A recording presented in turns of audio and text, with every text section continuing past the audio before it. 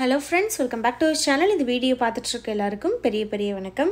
இந்த வீடியோல நம்ம என்ன பார்க்க போறோம் அப்படினா சூரிய கிரகணம் வரப்போகுது. இப்போ ரீசன்ட்டா தான் பாத்தீங்கன்னா லாஸ்ட் வீக் சந்திர கிரகணம் முடிஞ்சது.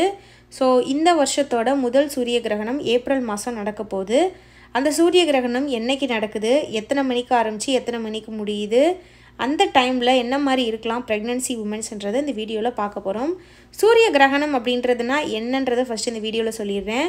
உங்க எல்லாத்துக்குமே தெரியும் சூரியனை பூமி சுத்தி வருது, பூமியை நிலா சுத்தி வருது. இந்த மாதிரி சுத்தும்போது வருஷத்துல ஒரு 2-3 நாட்கள் மட்டும் பாத்தீங்கன்னா மூணு நேரா ஒரே மாதிரி ஸ்ட்ரைட் லைன்ல வந்து பாத்தீங்கன்னா ஒரே டைரக்ஷன்ல இருக்கும், மீட் பண்ணும். அதை தான் வந்து இந்த கிரகணம்னு சொல்றாங்க.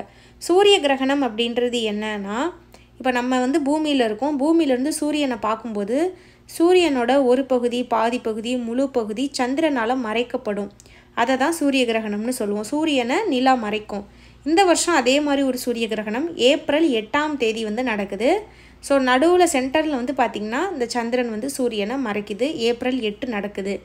இந்த சூரிய கிரகணம் என்ன நேரத்தில் நடக்குது அப்படின்னு பார்த்தீங்கன்னா, இது வந்து இந்தியாவில் இந்த கிரகணம் வந்து நமக்கு தெரியாது.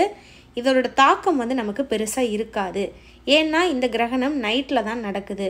ஸோ ஏப்ரல் 8ஆம் தேதி நைட்டு 9:12 இருந்து நள்ளிரவு 1:25 வரைக்கும் இந்த கிரகணம் வந்து நடக்குது. கிட்டத்தட்ட 4 மணி நேரத்துக்கு மேலே இந்த கிரகணம் வந்து நடக்குது.